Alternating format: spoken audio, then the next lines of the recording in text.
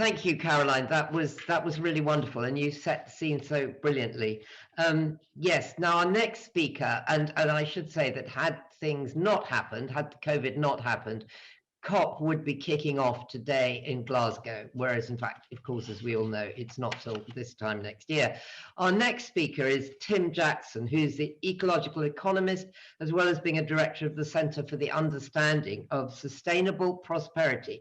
He's written a lot about this subject. He wrote Prosperity Without Growth, as well as a book a while ago, but my gosh, you were on the money then, Tim. Material Concerns, Pollution, Profit, and the Quality of Life. You're a pioneer of the circular economy, which is, of course, absolutely vital to how we're going to get ourselves anywhere, quite frankly. So over to you, Tim. Thank you, Rosie. And thanks for having me there. It's a privilege to be there. Yes, a while ago, as Rosie said, I've been around a while, and that means that I can remember things that happened a long time ago. And so I thought I'd give, because Caroline's done such a good job really of setting out the science behind it, I thought I'd just give a little bit of a personal reflection on that.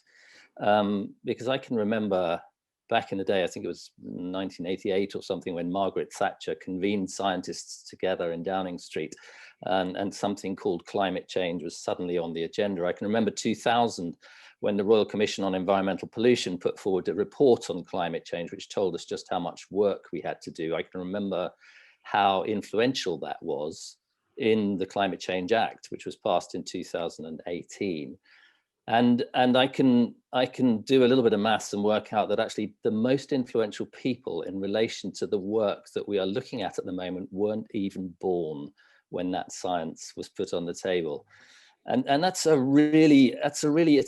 slightly salutary really for people who can remember all that stuff, because what it means is that old people just don't bother to rethink things. They don't bother to look at the new science. They don't bother to look at the way the understanding has changed. They don't bother to keep up to date. They don't bother to realize actually that the Climate Change Act, good as it was in its time in 2008, is now hopelessly out of date, and that it's actually irresponsible really of government not to review its targets, not to review its actions, not to take seriously something that the Climate and Ecological Emergency Alliance has now put on the table.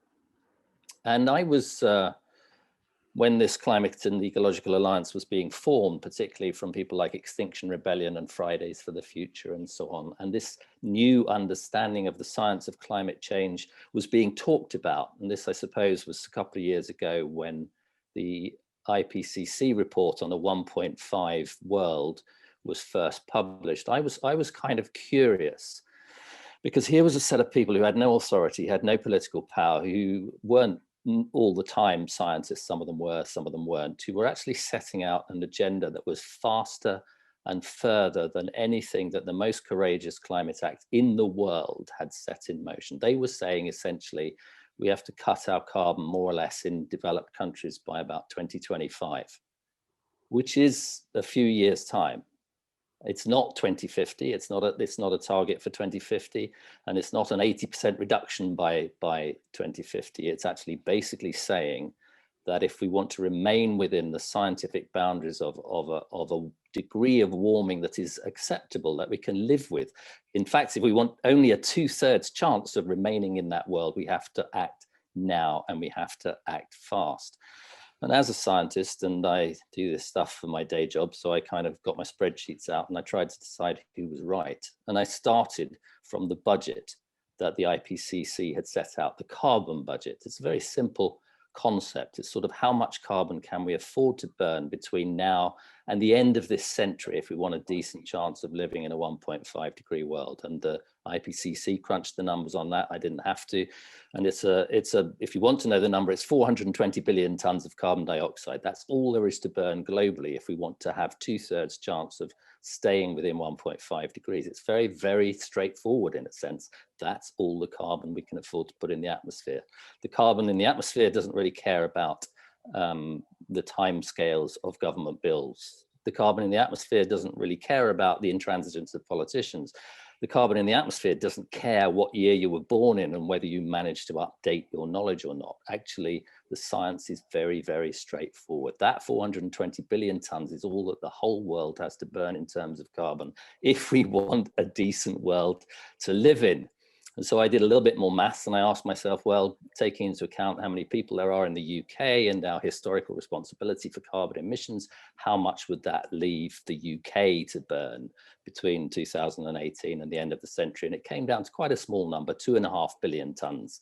And then I looked at how much we're burning, particularly how much we're burning if we take into account, as Caroline said, all the consumption that comes from imports from overseas, where we don't even look at the carbon ourselves in our own accounts.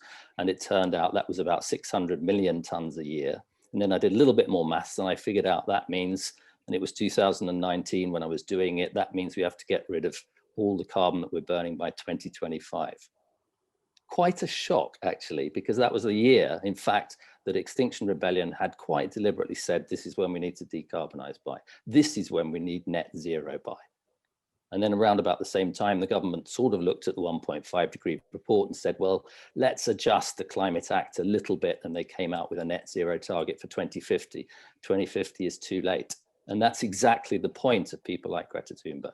That's exactly the point of the kids on the street in Fridays for the Future. That's exactly the point that Extinction Rebellion is making. Tell the truth. The truth is we can't afford to burn carbon beyond about 2025. And that means a faster transition than anyone has talked about. It means taking it seriously, act as though it were true. And that is the challenge that this bill puts before Parliament. I'm delighted that so many MPs have signed up to it. There's still about 523, slightly more than that, left to go, I think, if we want something like a decent consensus of honourable people in Parliament to understand actually that their wisdom has fallen behind the times, and the wisdom of the streets, the wisdom of Extinction Rebellion, the wisdom of the Climate and Ecological Emergency Bill Alliance, the wisdom of Extinction Rebellion. That wisdom is the one that we should be listening to because it accords with the science. It is scientifically valid, it has integrity, it has responsibility, and it is the basis for a sensible legislation that would put us back into a place where we could hold our heads high and say we are taking moral responsibility for the damage we've caused to the planet. So I'm going to stop there. I'm happy to obviously be here and to be able to answer some questions later, and I'm sure there'll be some of those. Thank you, Rosie. Thank you very much indeed, Tim. And I'm absolutely sure there will be questions. That was a pretty terrifying few minutes, actually, when you say the words by 2025. I mean, that's not many birthdays away, as they say. But thank you. I know we will come back to a lot of what you said. Our next speaker is Kate.